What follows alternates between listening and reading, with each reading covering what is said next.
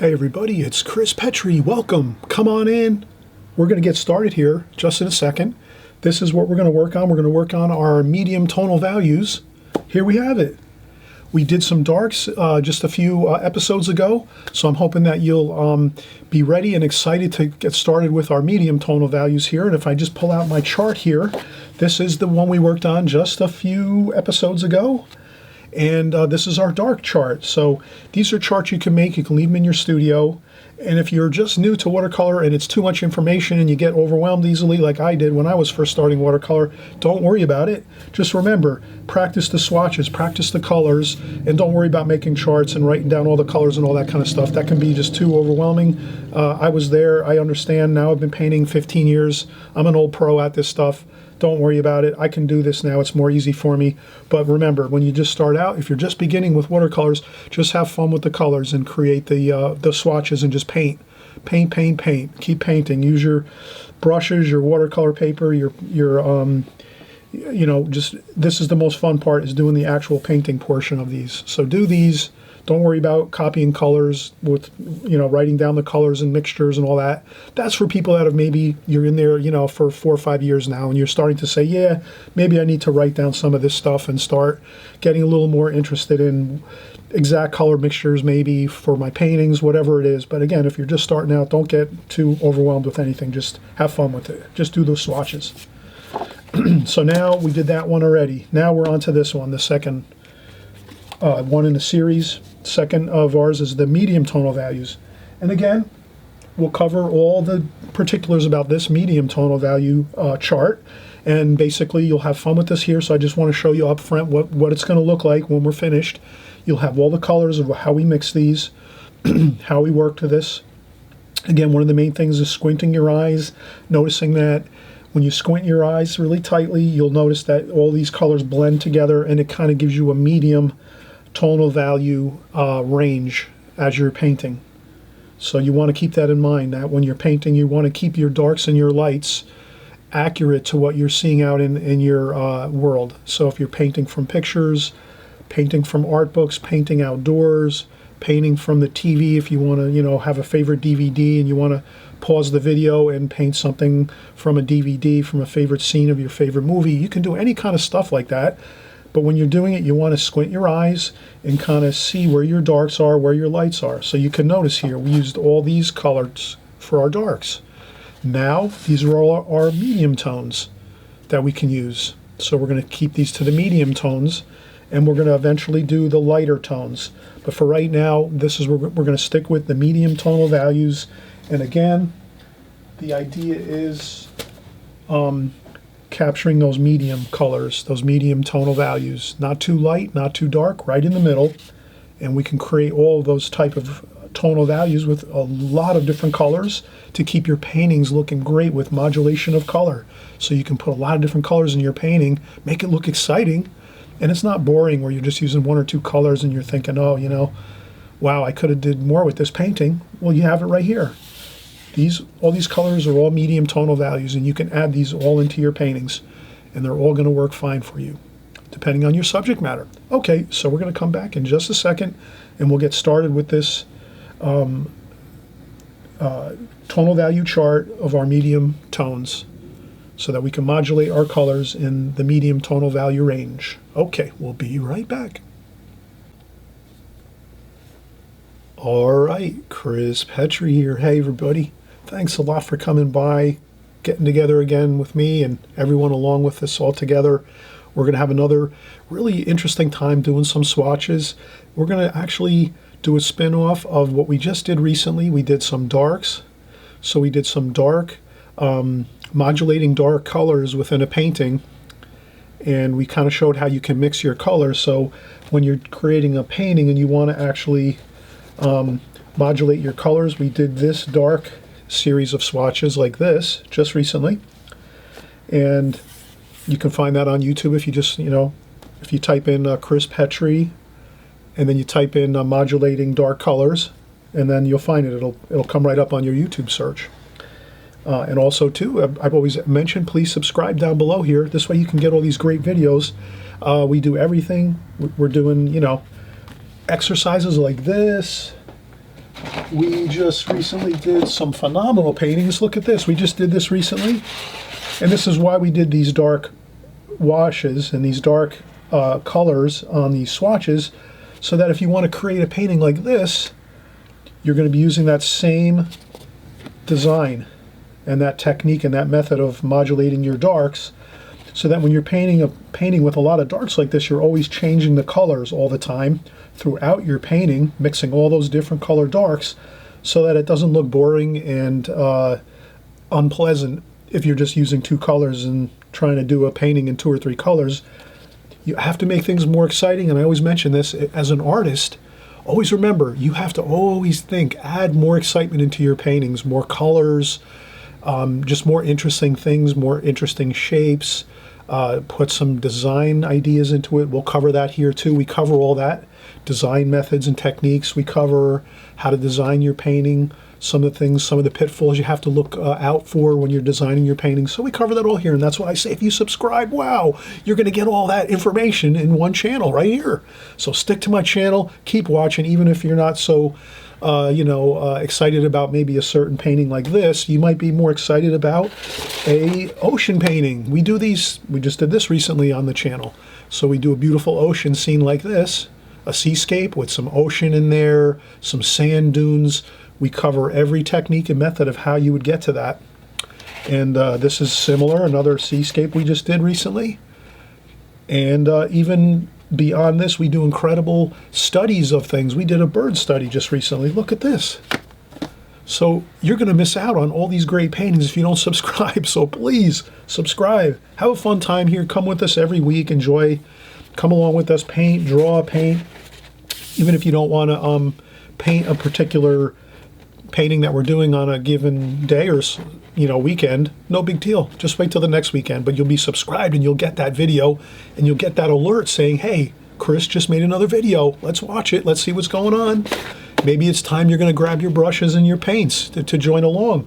Maybe you might not want to, on a particular painting that you're not so happy about, you don't want to really do, no big deal. But watch, at least watch, because you're going to see all the techniques we do over and over again, the same techniques and methods. The only thing that's changing is the subject matter. So with watercolor, you're always going to use your same techniques and methods. The only thing that will change is your subject matter. Some might be a little more challenging.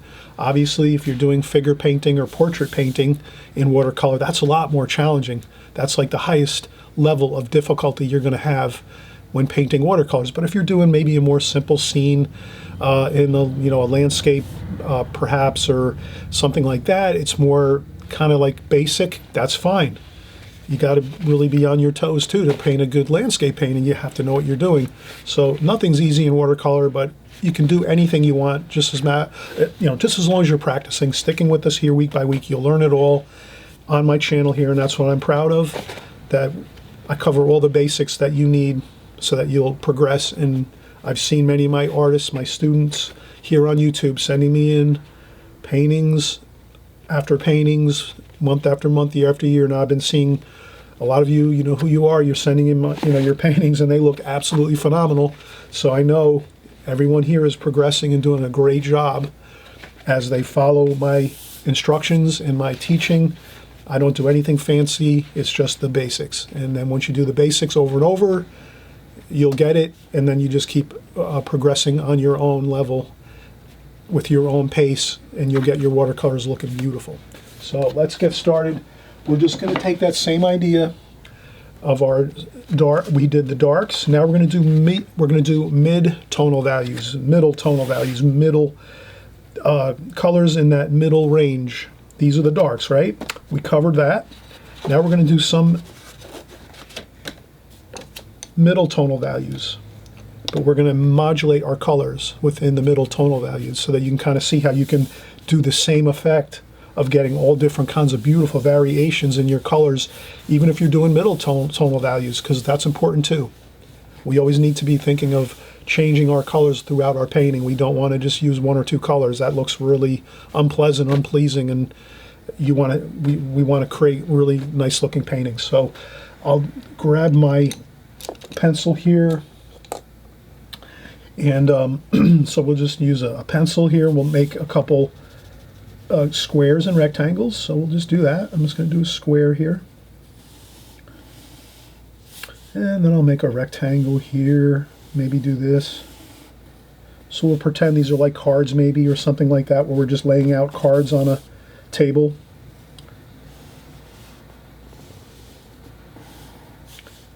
And maybe we'll do like 4 or 5. 1, 2, 3, 4. We'll do one more. There we go. That's all we have to do to start with, is just make our swatches, and we'll make them like cards, laying cards out on a table. You just complete one square or a rectangle, and then you just create another one, and you just pretend that it's underneath this one, so you're not going to show the lines of this one here underneath this one. You just pretend it's underneath, and you just start a new one, the same deal, then you go right through. All right, we've got it. Simple enough. The key is we're mixing colors, and we're doing middle tonal values, and we're modulating middle tonal values. We did dark colors, now we're doing medium colors. How can we modulate medium colors? Well, let's do it. Medium colors, we're not going to go in and do our base colors using the real darks like we did on the darker colors. We're going to maybe start with the idea that we really don't need any base color for our middle colors, our middle tonal value colors, because in essence, just the paint itself mixed with a little bit of water is going to create the middle tonal value as we go. When we're doing dark darks, you have to really add some base color to it, let's say a real dark base to it, and then you can start building on that, on top of that. So on this, it's a little different. On your medium tonal values, you don't really need the dark base, so we're not going to use any base. We're just going to use straight colors as we go. So if we're going to make middle tonal values, let's start out with some of my favorites. I always love green, so we'll use some sap green. Let's make a green mix here. Sap green. Let's use some olive green. My olive green's a little bit dry there. I need to squeeze out some more olive green. Let me not get lazy. Let me grab some from my bag. I hope you're not, I always try to tell everyone, please use fresh squeezed tube paint. Now, if I don't do it, someone's going to be out there thinking he's lying. So I want to make sure I'm keeping somewhat truthful to my statements. Where do we have a green? I keep all my cool colors in a bag like this. Greens and blues, purples, purples, greens. My cool colors. I'm looking for a olive green, and it is possible I ran out of olive green. I use that a lot. Oh, here it is. This is sap green. We just filled that up. That's full. So maybe I have to go over. I have to go over to my art table with my. I have a cabinet with colors in it. Let me see if I can find something quick.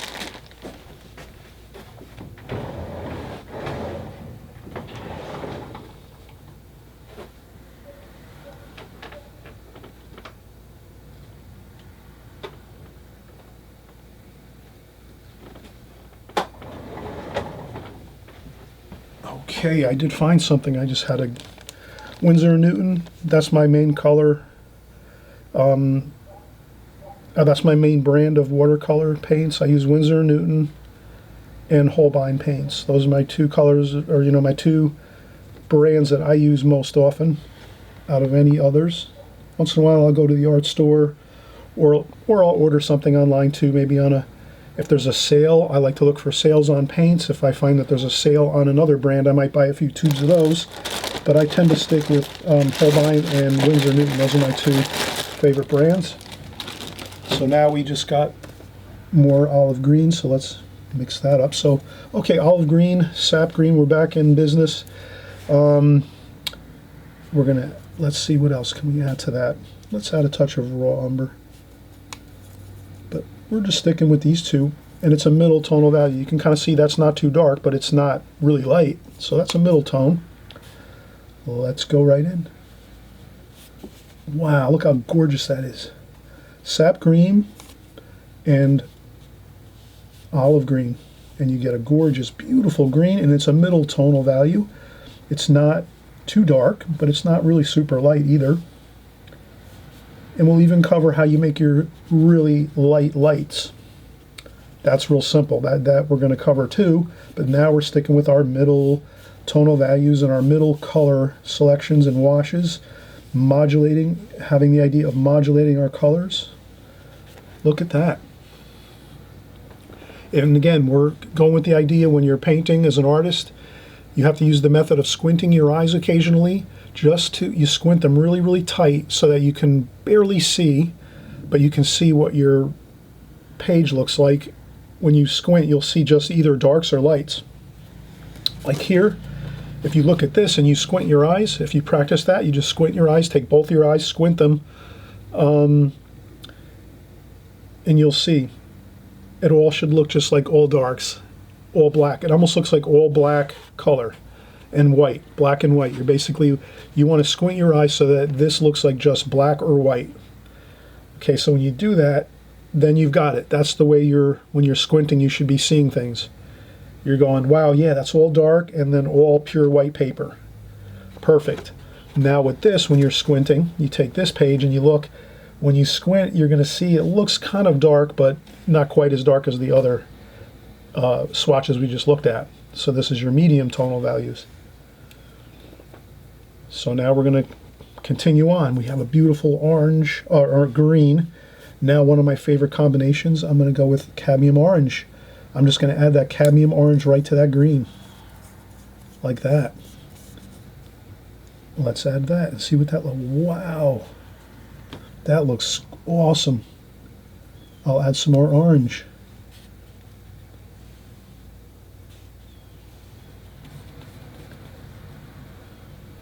This is probably my favorite color combination, green and orange. For some reason, I don't know why.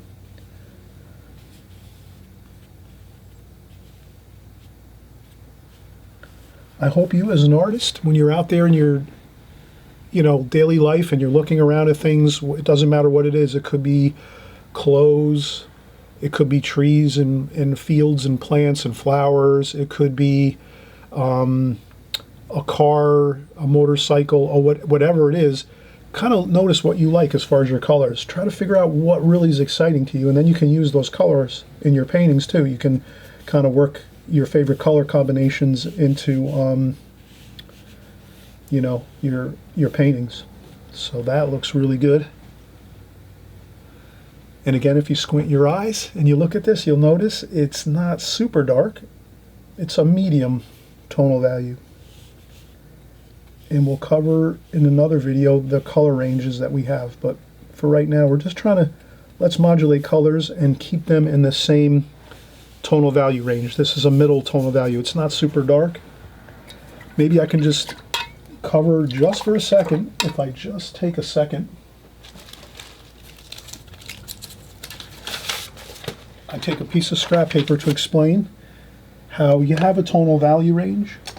So let's say we're working with four ranges of tonal value, light and dark, let's say. Light and dark, or tonal values, you can call it that.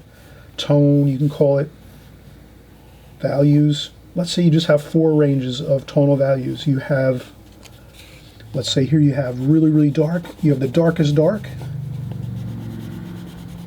like that. Then you have white paper, that's the lightest light. And then you have maybe 2 here in between that. So here you have like a middle tonal value range there, a middle. This is your darkest dark. And then maybe you have a really light wash like that. So we just recently covered on our modulating darks in your watercolors, that's the dark in this range of light to dark. Let's say you call it 1, 2, 3, and 4. This is 4, super dark. Then here now we're working on 3. or counting down, let's say maybe 4 is really, really super dark. 3 is medium tonal values like this. These are mediums, medium tonal values, medium colors. Not quite as dark as our 4s, but these are the 3s. And then in the next video, we're going to cover the 2s, which is really light washes, but not quite white paper. And then obviously we don't need to do anything on this. This is your white paper here. So that you're not really worried about too much, but you could add a touch of wash to that, and put another, this is usually about, I think, when you're doing your paintings, you can probably go 6 or 8 or 9 different steps in a dark to light range. But if you want to keep it real basic and simple, like we're doing here, we're just using a 4 tonal value scale of 4, either super light white paper, touch of paint on there, a little light wash, 3 medium washes like this, and darks again we covered are like this. So now if you kind of keep your ideas focused around this when you're painting and you're saying, when I look at my painting, what am I seeing? You can pick it out and go, yeah, I see a couple of those in there, a couple areas there's really darks. Then you might say, oh yeah, most of the painting looks kind of like 3s, middle darks. And then you might say, oh, there's not too many of these lighter tonal values. And then you might say, oh, there's only maybe a few little spots of white paper that I might need to add. So you just look at your paintings from a perspective of lights and darks, and then, how are you going to make them more exciting as you create your paintings. So that's what we're doing here. We're going to try to create more exciting, let's say you're painting a bunch of trees in your painting. Well, if you're going to paint a bunch of trees, let's make them all different colors, right? Using these middle tones. If you're looking at your subject matter and saying, "Oh, I'm looking at this photograph you're working from, or this painting," or if you're looking outside and you're trying to paint some trees you're seeing, you might say, "Oh, wow, yeah, there is different colors in there. So let me change them up." And maybe if you don't see all that many different colors, sometimes you might look out and go, "Wow, it looks like all one color. How am I going to paint this?" Simple enough. Make it more exciting. That's what we were just talking about. Make things more exciting. So if you're seeing a painting, a picture, or you're outdoors and you're painting, you're looking out your window, you're painting, and you're painting a group of trees, let's say, you would just look at it and go, oh, okay, it kind of looks boring looking like all green trees. Let me add some colors to it. Let me modulate those middle tones of the greens to make the painting more exciting. So that's what we're trying to do. Make our paintings more exciting. And let's keep going. So now, let's go with something warmer. Let's go with some cadmium red. This could be a fall type painting. Maybe this is an autumn picture. You're painting some autumn trees and plants and things and fields, and you're trying to get an autumn type feeling. Well, let's go with a red. So we just left what was in there, which was a little bit of green, cadmium orange. Now we add some red, some cadmium red. Let's try that. Wow, look at that. How awesome is that? Notice I don't use a ton of water right here. I'm not using a ton of water. You can see that, right? It's not flowing all over the place and big pools of water in my paint box. I'm using very little water because we're using middle tonal values. So we're letting the paint do the work for us. You're not trying to reinvent watercolor and thinking you're going to be smarter by adding more water. You're just going to use the paint and let the paint do the work. The paint's already the tonal value you need it. You just have to get it with a little bit of water to get it on the paper. And you've got it. Look at that. Ah, that looks phenomenal. Look at the color selection here. So now if you're painting some trees in a fall autumn picture, it's getting to be fall now here where I live in the United States in the Northeast. I'm looking out my window actually right now as I'm doing my video here for you. And I'm looking out at the trees, and there's a tree actually right in my neighbor's yard there, and it's looking like all these colors right here. So I'm just mixing the colors to kind of look at how beautiful that is. Now let's go with a little bit of a cooler color. Let's add some cerulean blue. Same colors. Cerulean blue. cadmium red. And we did have a little bit of green, sap green, olive green. We kind of want to continue that little bit of color throughout. Don't overmix it. Again, don't overmix it. Leave some, see how I'm leaving it all separate colors? And let's see what this happens here. Okay, now that's looking beautiful. That's a medium tone, right? A medium tonal value. If you squint your eyes and you look at this, it might be a little dark. That's when you would add a little bit of water and say, all right, no problem. Let's add some water to that. And if you have to, if something goes too dark and you say, oh, it's looking a little too dark, you can blot up a little bit with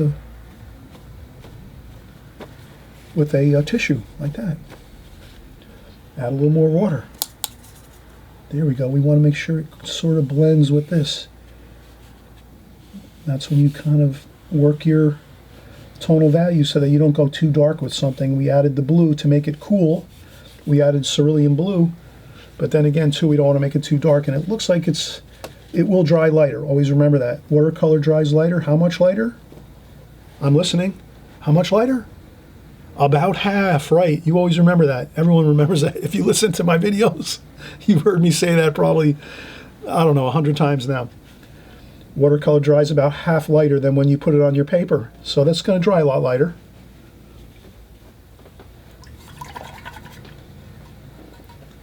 That's just an approximate. It's not an exact, but it is about what it usually winds up to be.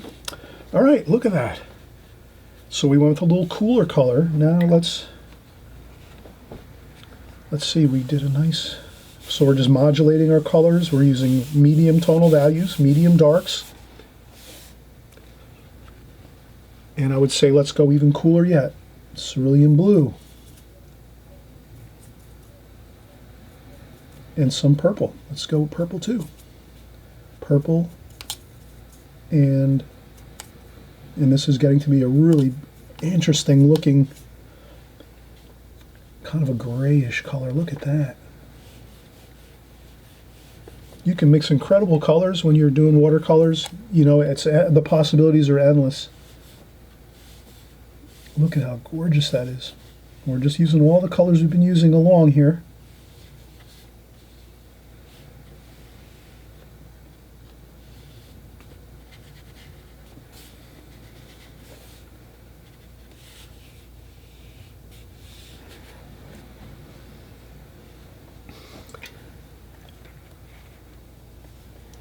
And if it looks a little bit too light, if you want to go a little darker, you just add more purple, a little more cobalt blue, and try to just quickly add in some more darks, mediums, I should say mediums, and these are not really darks, these are medium tonal values, just to get it a little bit darker, because we're going to keep this medium tonal values here, in that medium range. There you go. Look at that. All right, can you see that? If you squint your eyes, you can see it's sort of a middle tonal value range here. It's not quite the dark darks. And again, I keep taking out this chart that we did just a couple days ago. Those are all the dark darks. Not that dark, right? See how that's the middle tonal values? That's the difference right there. Same colors though. We're using a lot of the same colors. But we are changing the colors. We're not using that base color. Remember how on this here, we were using our base colors first, adding lots of darks first to the paint mix, French ultramarine blue, burnt umber, burnt sienna. Then we started adding in our different colors, our reds, our golds, our greens. But the way we got these super darks was by making that base color first with the darkest darks we have. Now this one here, we're not doing that base color anymore. We're just going straight into the colors we want to create in our middle tonal values, and that's how we did this. And then you just go right along through the progression here of your paint swatches, and you have it. So excellent. Let's come right back and we'll do another grouping of swatches here, and we'll do the same thing. We're going to keep it the same idea. We're doing it in the medium tonal values, and again, I bring this out as an example. If we're talking darks to lights. Right now we're doing this one here. We're doing the medium. We're doing the medium tonal values right here. And then on the other exercise we did just recently on our channel, if you want to look that up, Chris Petri, dark, modulating dark colors, that's this one. That was this, the dark. So now we're working backwards. Darks, and then we're going mediums, medium tonal values. And then the next one we'll do maybe in a week or two or a month, you know, I'll take a break from it. You might want to, you know, you might get bored of this over and over again, but this exercise will really help you tremendously. Save these. Take these swatches you make, save them, make notes on them, and just sit them in your studio right next to you. And then when you're working, you can look at it and go, oh yeah, remember, that's how I can create some beautiful darks and keep them all dark, or medium tones. I can keep these all medium tones just by changing the colors a little bit here and there. And you have it, and your painting is going to look beautiful. And you have to talk to yourself like that. You're going to make beautiful paintings. Okay, so there we go. We're going to do that one next in another video in the future.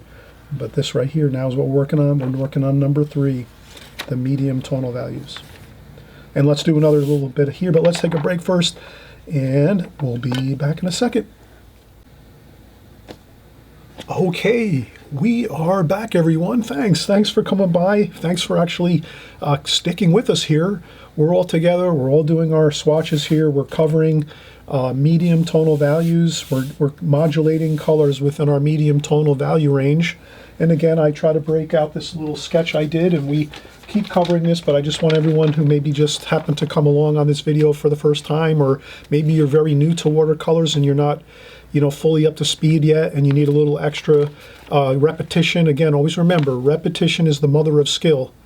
And what that means is the more you repeat things over and over and you hear things over and over and over, it becomes part of your thinking, and you actually memorize it, and it just gets locked into your mind, and then you don't have to even worry about it anymore. It's just there, kind of like driving a car or riding a bicycle or cooking something, a meal, whatever it is. It all will benefit your watercolors. So that's why I'm repeating this again. Just showing you that we're working with darks, mediums, lights, and then the white paper is obviously the lightest light. If we keep it simple and say we're going to keep it 4 steps to our range, 1, 2, 3, 4. If we keep this a range of 4, we just recently, again, if you want to look back at my videos, you can always type in Chris Petri, and you type in anything, colors, Chris Petri colors, tonal values, modulating colors, Chris Petri boats, Chris Petri landscapes. Anything you type in Chris Petri, you'll find it on Watercolors on YouTube. And this here, this is what we did just recently, a newer video we did, darks. We did modulating dark colors in your paintings. And this is the dark range, and that would be here. Now we're covering the middle tones. We're doing the same thing. We're just showing you, we're covering how you can modulate your colors in your medium tonal value ranges to get a beautiful array of colors all in the same tonal value range. So if you have a lot of, let's say, trees in your painting, let's say you're painting an autumn landscape or an autumn cityscape with buildings, and you have trees and maybe some colors on the buildings, and they're all in the medium tonal value range about here, about the 3 range. You can use all these different colors to mix throughout your painting so that you have a beautiful mix of colors, and you don't get caught into that trap of just painting with 1 or 2 colors. That can look really boring and really not good at all. So maybe on another video, we'll kind of show you maybe more of some of the pitfalls watercolor artists can fall into. But here on my channel, the reason I always say this is please subscribe. Right down below, you hit that subscribe button on the right-hand side. I don't want you to fall into pitfalls with watercolor where you're getting into bad habits when you're painting. I want you to stick with good, solid methods and techniques that are going to make your watercolors look a lot better. So if you always keep in mind, when you're doing a passage throughout your painting that might have a lot of medium tonal values, which is the middle range of kind of a darker but not quite as darks in your painting, you can add all of these different color mixtures throughout your painting to make it look really pleasant, pleasing, very exciting looking, versus maybe a very boring, just using 1 color or 2 colors out of your palette, mixing it up and going in there and doing it. So that's why I'm doing this.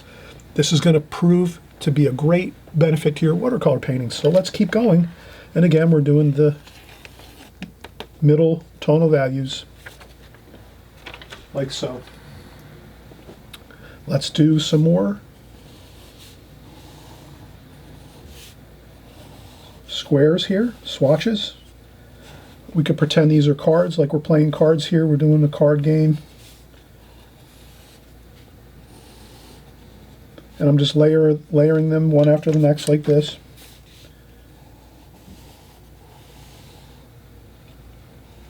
You can change them up and make them look more interesting.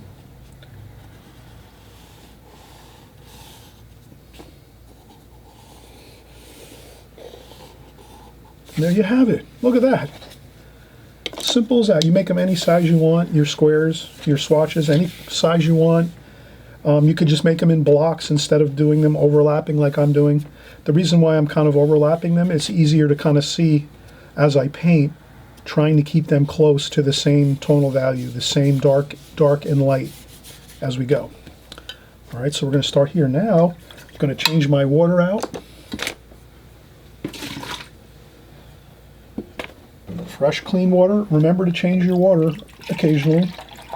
I usually change it every 20 minutes if I'm painting. I'll take a break and change the water each time I take a break. So if you notice, we usually take breaks every 15, 20 minutes, sometimes less. Now, let's do some beautiful, maybe this is you can even think of this as like, let's pretend this is like an autumn scene. We're doing a landscape autumn scene. These might be all the colors, and you could even use this video as your guide to picking out your colors for like an autumn scene. Maybe you're doing like a landscape, autumn colors, you know, maybe a little fruit stand or a little pumpkin stand on the side of the road along a beautiful country scene, something like that. There's all your colors right there, you know, and you can work with that. This one here, let's pretend this is a floral type painting. So we're going to do some medium tonal values. And this one will be maybe like a flower type painting where it's going to be more reds, pinks, kind of like more flowery type colors. Let's alizarin crimson. Let's use alizarin crimson for our first color. Let's add a little bit of purple to that. I'll add a little bit of water to this. And then you can add, you know, a little bit of burnt sienna maybe, just to give it a little bit of mix, color. Don't overmix it. We want to avoid doing this, going and continuing to mix them. Leave some of those colors separate, like that. Then watch this. Put a little bit of purple up at the top there, and then just leave it. Don't mix it in. Just leave it like that. A little bit of separate color, like that, up there, just like that. Now you just grab some paint. Wow, look at how beautiful that is. I add a little bit of more water, a damp brush with a little bit of water on it, and there we go. We'll keep going. Remember, this is going to lighten up. It's going to dry lighter. How much lighter? Aha, you got it. About half, but not exactly half. It varies sometimes, but look at that. Beautiful. That's a medium tonal value. It's not super dark. Maybe a little bit of splashing, a little bit, give it some variation. Add a little bit of damp brush with some just clean water and just splash on some clean water there. Give yourself some texture on this one. Aha, see? Look at that. We have a nice texture going now, as well as a beautiful alizarin crimson with a touch of purple. All right, now we can go with a light wash. How about this? How about some Viridian? What a beautiful green, nice cool green. Okay, Viridian green. And what can we add to that? Maybe a little bit of burnt sienna, just to give it a little bit of variation to it. Maybe again, dip into a little bit of burnt sienna with your Viridian green. Don't overmix, just mix it around just a touch.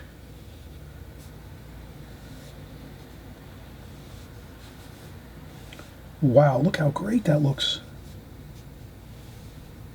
That's kind of like some greens, some leaves that are green. Yeah, you have it.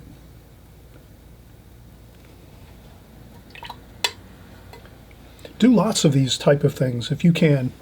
Practice doing your swatches a lot. Another great thing about doing these swatches, it kind of like gets you locked into thinking of values. So you're doing your darks. Again, we just did this recently in another video. You just type in Chris Petri modulating darks. You'll find this video. We painted these all in that video. Now we're doing medium tonal values, and then you're going to eventually look for the light tonal values. We didn't do it yet, but we're going to do it, so we'll get that one underway for you. We'll make sure we get that going for you. And if you keep doing these, though, it'll lock in your mind a lot of great things. One, it'll lock in some great brush techniques. You'll start to get used to working with your brush a lot, getting that good technique with your brush, being quick with your brush. Watercolor is a fast medium. Watercolor is not a medium where you can, like, let's say for oil paintings, you can put a couple brush strokes on and go away for a day and come back and nothing's changed. Watercolor, you put a brush stroke on, in seconds it could change and dry on you in a second, and next thing you know you're having issues with your washes. So always remember that. Watercolor is a fast medium, so you kind of want to try to think of it as the more you can practice your brush work and your technique, you're going to have an easier time with it. That's the one thing about watercolor. It really does require that you practice your brush strokes a lot, and this is perfect for that. When you're doing all these swatches like this, perfect practice time for your brush technique and putting down washes. So let's say this: when you're thinking watercolors and you're practicing your watercolors, you might be a oil painter right now, and you're starting out here on my channel and saying, "Oh, I'm going to try watercolors." Great, awesome, I'm happy for you. But with oil painting, remember, it's more forgiving. Watercolor, it's a faster medium. You have to kind of be really quick if you want to think of it as like something like sports. Baseball might be like oil painting. It kind of moves a little slower paced, but it does move at a good pace, but it goes at a slower pace. Watercolor might be like football, where when you snap that ball, the action's so fast, you got to be moving quick. And if you're not moving fast, next thing you know, it's like the other team has the touchdown, and you're thinking, what happened? So let's keep going here. Trying to make a little bit of a comparison to mediums and sports. I'm not sure who follows sports or not, but we'll come up with some other comparisons too eventually. Let's focus on this though. All right, so we have a beautiful red and a green. Let's do a let's see, green. Let's do a blue. Okay, cerulean blue. Let's get a cerulean blue in there. Maybe a touch of viridian green in that cerulean blue. And sap green too. And just dab it around in there. Like that. Don't mix it up like a blender. I just added a touch of water. Let's try this. Wow, look at that. Maybe we'll add some cadmium yellow.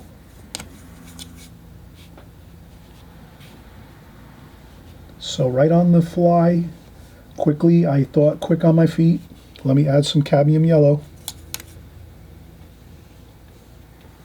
Look at that.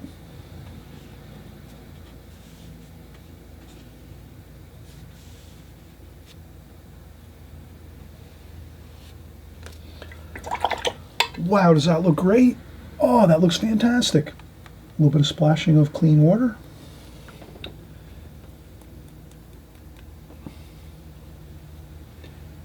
Gorgeous. Look how we're modulating our middle tonal values, and if you squint your eyes, again, it's all middle tonal values. They're not too dark, and they're not that light. They're right in the middle tonal values, and we're just using our colors right out of our palette and then right over onto our swatches here. And you can kind of see,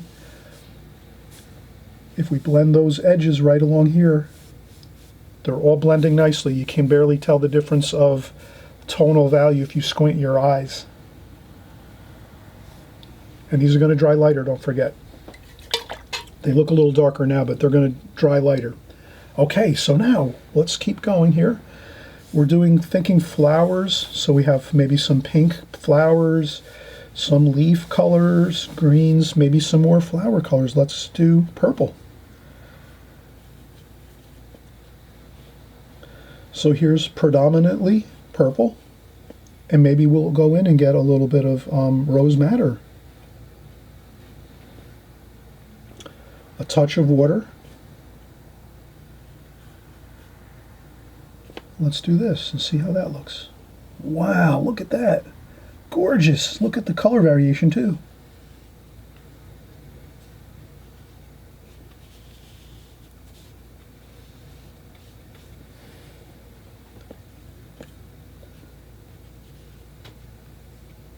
That looks phenomenal.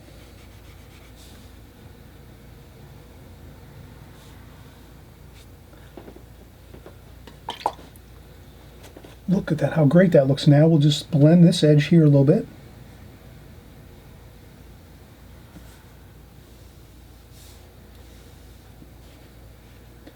Can you see how I'm doing that? I'm blending this edge here.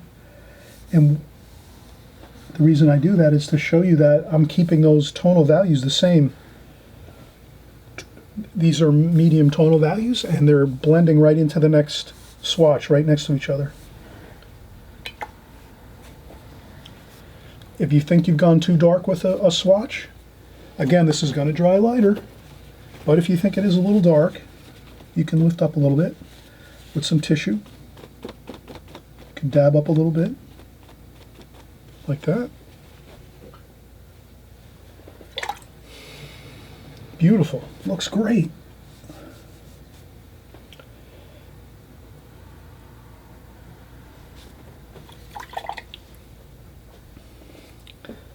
Okay, so we have this here, and then let's see, warm, cool, cool. This is kind of a cool color. Let's go with a warmer. Let's go with a yellow. Cadmium yellow, cadmium lemon yellow.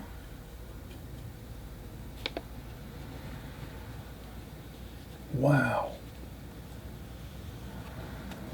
A little bit of yellow ochre in there too. Let's kind of mix it up. Have some fun with this.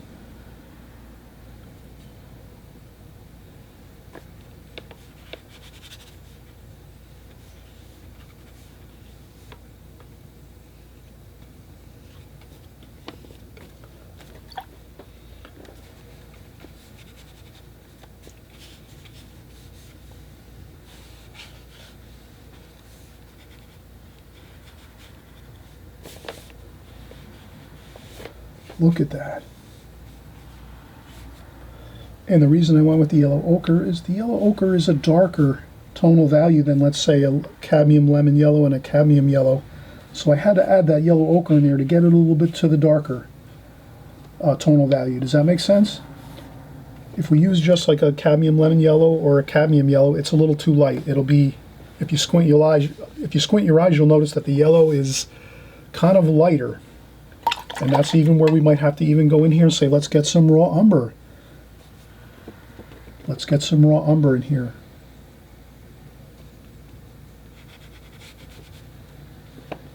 To darken it up a little bit. Color is important. We want to have fun, good looking color, but also at the same time we want to make sure we're sticking to our rules of let's keep these medium tonal values. If we just put cadmium lemon yellow on this swatch, it would be too light. Does that make sense? So we had to darken up our yellow. We had to darken up our cadmium lemon yellow and cadmium yellow with some yellow ochre and raw umber to get it a little darker, so that we made sure we were capturing that medium tonal value, that medium tone. And again, here we refer to this. We're trying to keep this in the medium tonal value range, just like all of these up here. And as we go through all these swatches here, we're keeping them in the medium tones here.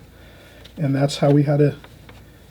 That's why we had to actually add a little bit of the raw umber, because you can see if you're looking in the palette here, this looks darker than these two, right? So this This is actually in its purest form, and it's just the state that you're looking at it right there. That's a light. That's a really light light. That's not a medium dark. That's a light. So if we're going to use this in a painting, we want to have a darker tonal value mix. We've got to add some darker colors in the same family, let's say. If you want to add, let's say you're painting a lemon. Well, if you're painting a lemon, you've got to add some raw umber to it if you want to add a shadow area of your lemon. You could, because you can't get a dark by just painting these two yellows here are never going to give you a medium tonal value like this. Does that make sense? So when you look at your palette, you can always look at it as, okay, if I have to do a lemon in my painting and I need to do a shadow underneath it or underside of the lemon, let's say there's a shadow underneath the underside of your lemon, you're going to have to add some yellow ochre or raw umber to it, or even a touch of blue or purple, let's say, to get it darker, because you can't really make this any darker than it is right there, right? That's as dark as it's going to get, and that's a really light light. That's like that falls in your number 2 range, your very, very light wash. Your very, very light tone is a yellow. And then your number 3 is your raw umber and your cerulean blue. And then as you get darker here, your number 4 range is going to be like this over here. French ultramarine blue, burnt umber, burnt sienna, that's all 3. Those are darks pretty much. Purple is your number 4, dark, super dark. Your blacks, of course, are super dark. Payne's gray, ivory black are number 4. Then your medium tonal ranges here, you're starting to get into your cerulean blue as a medium. This green can be considered a medium tone. Your yellow ochre, medium tone, raw sienna, raw umber, medium. And then when you get into your lights, that's your number 2, your green, your yellows. Cadmium lemon yellow, cadmium lemon yellow, that's a light color. And then your mediums again would be here, cadmium orange, cadmium red. Cadmium red is in the middle, cadmium orange in the middle range. Your actual alizarin crimson and your rose madder in its straight form is your darker probably range. It's in between right here. So you can kind of see, and Prussian blue is dark, that's a dark. This is a medium to dark actually too. Your Viridian green is about medium tone. So if you look at your colors in that way, if you're looking at your paintings, you're looking at another painting of someone else and you want to recreate it, you're looking at a photograph, you want to recreate your photograph, always remember you have to look at it first, squint, see the dark and the light of it, and then notice that your colors, you're going to have to somehow get your lights and your darks in your painting using what you have in your palette. So if you have an area of yellow and you need a shadow which is kind of dark, you're going to have to add some darker washes to it. I hope that makes sense. All right, so we're covering now and finishing up our medium tonal values. We'll come back on another episode very soon and we'll cover our lights, our lighter tonal values.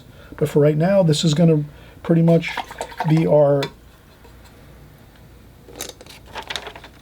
medium tonal values. We can get in and we can do, if you want, you don't have to. I'm going to finish up. I'm going to take a quick break. I know I've done a lot of talking here and explaining about colors, tonal values, but I know it's important. Some of you might be just starting out. You don't want to maybe get involved too much with extreme amounts of focusing in on what I'm doing right here, because sometimes it's too much. Always remember, if you get overwhelmed with anything with watercolor, just set it to the side. And just remember, maybe in another 6 months or a year, you'll deal with it then. You don't want to deal with it now, that's fine. I did the same thing too as a watercolor artist. When I first started out, I wanted to know everything. I was grabbing books, watching YouTube videos. I was doing everything. And then I realized, oh my God, it's too much for me. I'm getting frustrated. I don't even want to do it anymore. I want to give it up. But then I said, no, I'll just go at a slow pace and keep working at it day by day, and everything will work out fine. If there's too much stuff coming at me, I'll just put it to the side and just work on a few things at a time. That's all you want to do. Whatever you feel comfortable working at here with watercolor, you work on that. If it's too much information, don't worry, just skip and go to the next video. So always remember that. If it's too much information, just listen to it, maybe watch it, say, okay, it's just something I listen to, and I kind of, it'll go in the back of the memory, and then we'll continue on from there. So don't worry, just keep going, keep learning, And again, too much information sometimes is no good. So always remember, always put the stuff to the side that it's too much information, and just have fun with it. That's the most important thing. Always have fun with your watercolors no matter what you're doing. Okay, so I'll come right back and we'll do a quick little recap on this here, the colors we used, and we'll write it down onto our paper. For those of you that want to write down your colors and make a little chart, we'll do that. If you don't want to make a chart and you're not interested in writing down all your colors, no big deal. This is when you can shut off the video. You can grab a cup of coffee, a cup of tea, relax, go do something, have a great time, and then we'll be seeing you on the next video. And again, if you haven't subscribed, please subscribe right here on the right hand side, right below this video. You'll see that little red button that says subscribe. Hit subscribe. Why not? We're making videos every day, every week, every month, every year. We're here. We're always here for you. I'm showing you all my knowledge in watercolor. I hope you'll have a great time with it. Learn as much as you can. Your watercolors will look better. And I'll come right back. And again, for those that want to stay around and stick around for this last little bit, we'll put some notes on our paper here. And if those of you that don't want to do any notes and you just want to leave your swatches like this with no notes, but you can see what you did, that's fine. Other people, you might want to add some notes. And we just did a recent video and we did this. We added all our notes on there, our colors, what we used, what colors we used. So you make the decision if you want to stick around. We'll come back for another 15 minutes and finish up with our notes. If not, we'll see you on the next video. Bye-bye. And don't go away if you're going to stick around and do some more notes. All right, thanks for sticking around. Again, I always say that, you know, if you have, with watercolors, watercolors, you can learn as much as you want, and you can also keep it more simple. If you get too bogged down with too many details, that can sometimes cause you an issue. It caused me an issue when I first started. Again, I wanted to learn so much, and I kept, you know, reading books and watching videos, and all of a sudden I realized, like, I just got to have more fun with it and just enjoy it. So again, you know, for those of you that are now watching this part where we're going to label all of our colors, that's fantastic. And I know some people already, they're not going to watch this part, and that's fine too. So, and it all depends on if you're a beginner or if you've been around watercolor for a while, or if you're an old pro at it and you just maybe never did some swatches like this and figured out your different color mixes that you might want to use. That's fine too. You can brush up on things, or you know, so forth. But the main thing is have fun with this. And here we're just going to go through a quick last 5-10 minutes of this video just to go over our colors.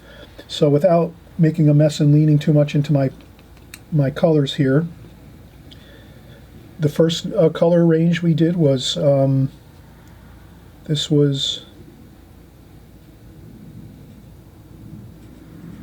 sap green and olive green.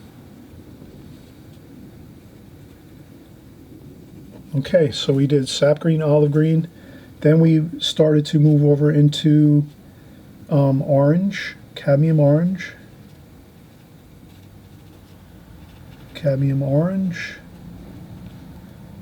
and yellow ochre.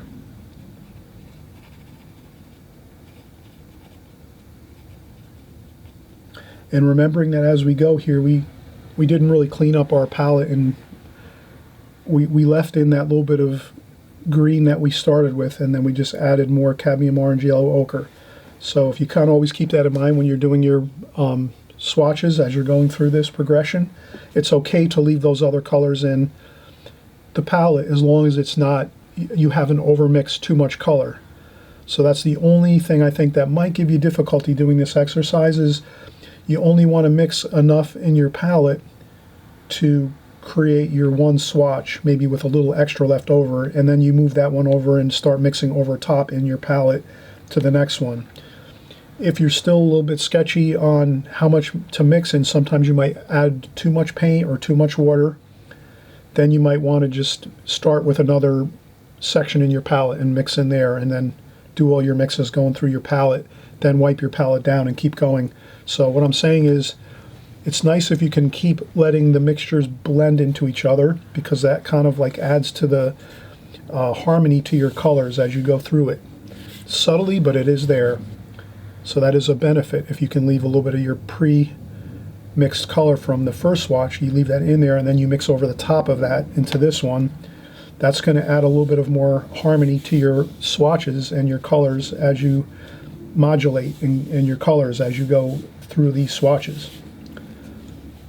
But if you have, maybe if you're just starting out, maybe you're a beginner, then you don't worry about that. You can just, you know, mix up a little bit, and if you feel you have too much left over and it's going to make this look too green, then just start another area and mix up your cadmium orange and yellow ochre next to this one. I think that's kind of like what I'm thinking of.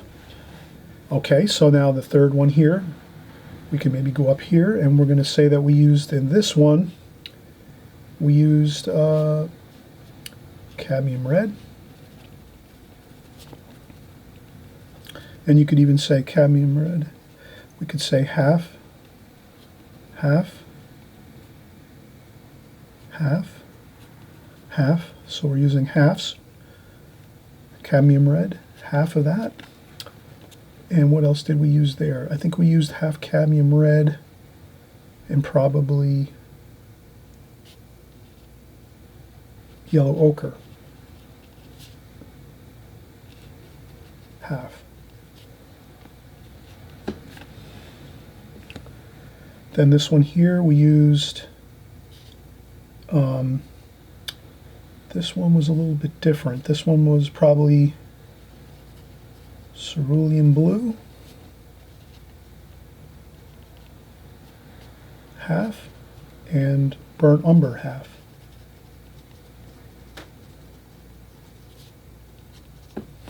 Approximately. And then here we have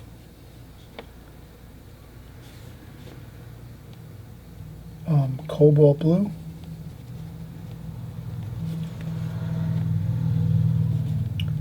half, and maybe raw umber, half.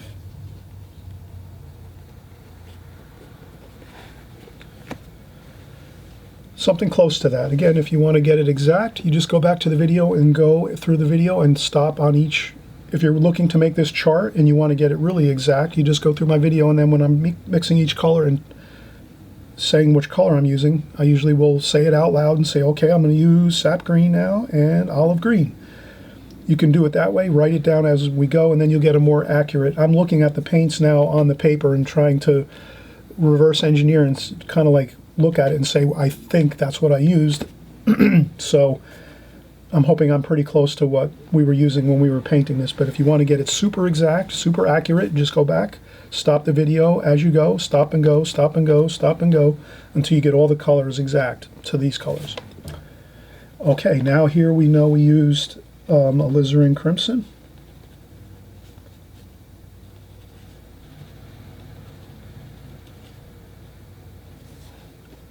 Half. And then we used rose madder, half. This one here we used viridian, half. And we used, I think we used viridian there, and I think we added some sap green.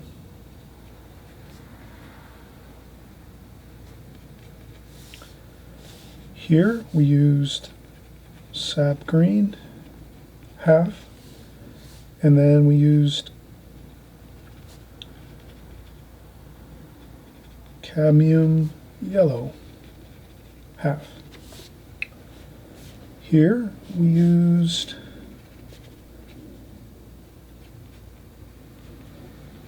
ultramarine violet, half. And then we also mixed in that, I think, a little bit of alizarin crimson.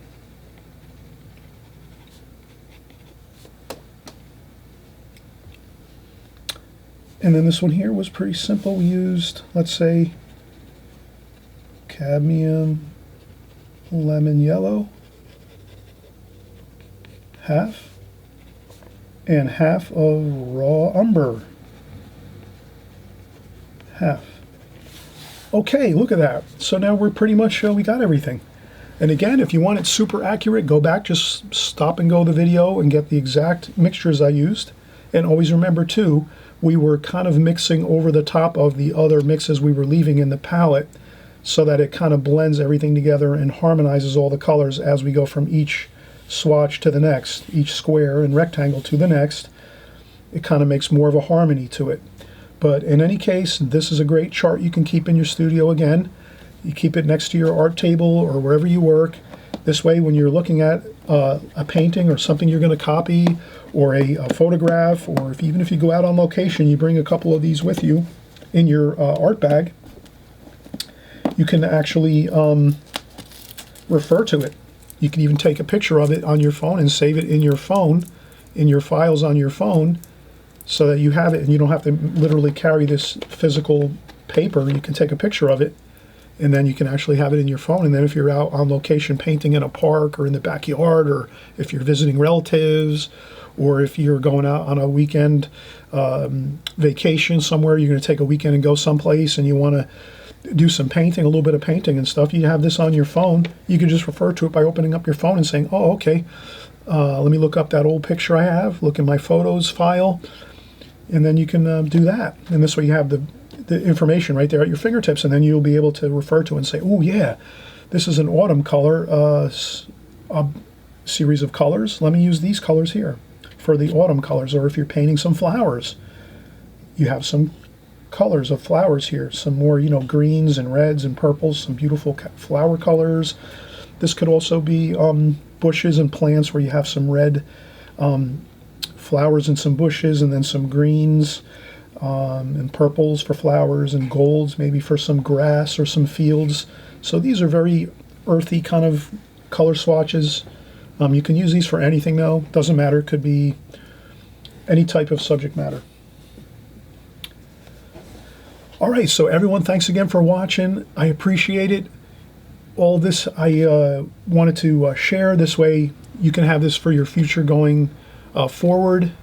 With your painting, you'll have some charts to use that you can kind of refer to if you need to while you're out there painting on location, or if you're in your studio and you're just painting from anything like magazine articles, newspapers, pictures, art books. You might have some art books around, some watercolor books, whatever it is.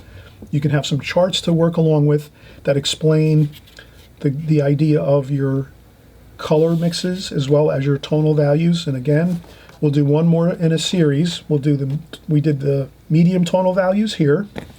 We did our dark tonal values here with our color swatches, and we'll do one more, which will be our really light tonal values, super light tonal values. And we'll do that in the next coming weeks or so. Look forward to that. We're going to do that one as well.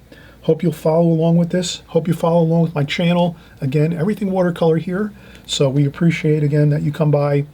And we also thank you that you make great comments in the comment section. Any questions you have, you leave in the comment section. I'll try to answer them the best I can.